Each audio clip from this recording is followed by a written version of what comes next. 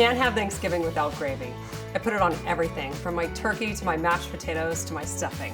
So today I'm going to show you how to make a simple pan gravy. I've got all of the drippings from my turkey here, and I've allowed it to cool a little bit. And then check this out. This is a fat separator. And basically what's going to happen is all of the fat will rise to the top and the great juices are going to go to the bottom.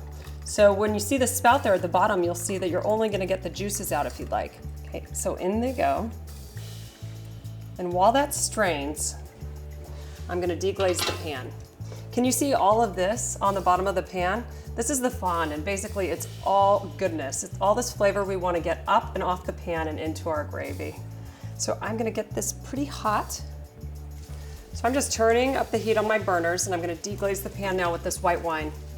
You could definitely add, you could do port, you could do a red wine if you like for a richer flavor. I just really prefer a lighter wine in my gravy.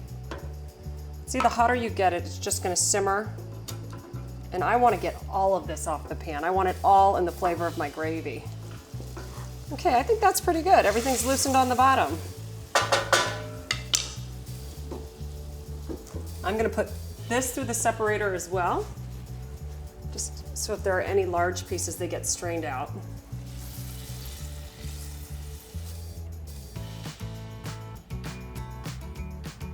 Great, and now we're ready to make the gravy. So I'm starting by making a traditional roux, and basically that's just taking fat with some flour, and that's going to bind your gravy so you'll have that silky smooth texture. You can actually use the fat if you'd like from the turkey, but I'm just starting with butter. I love the flavor of it. I'm using equal parts butter and flour. Okay, I want to make sure that the butter is melted before I add my flour. This is the trick to having a really smooth gravy. We're going to just slowly incorporate that flour over low heat, and then you won't have any lumps in the gravy. Can you see how my butter's already melted? Now's the perfect time to add the flour. I'm just going to start to whisk it in.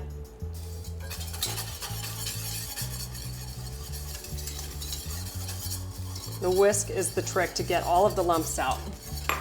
All right, now let's just start incorporating our stock. I'm going to start with a small amount. It's kind of like if you were making a vinaigrette and you're trying to bind something, you don't want to put in all of the oil at once. Do the same with stock.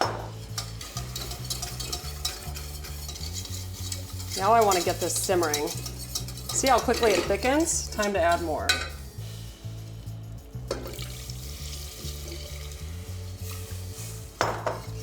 Just whisk it out again.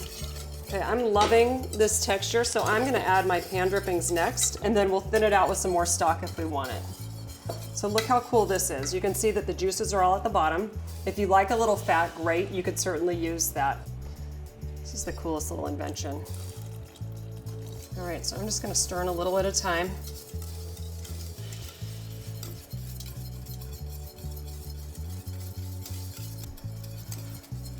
Okay.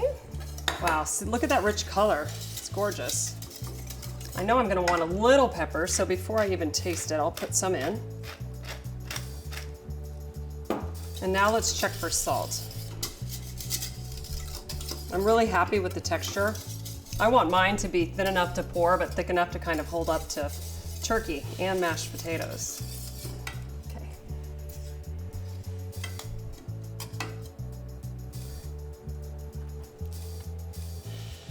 I have to say, that's so delicious. It's so good.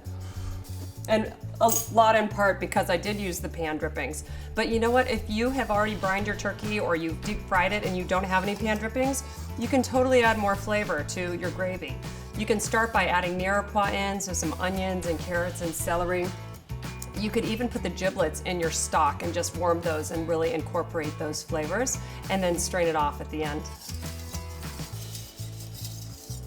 See how easy that was? In the time my turkey is resting, I actually have time to make the gravy. All it takes is a little patience and good whisking skills.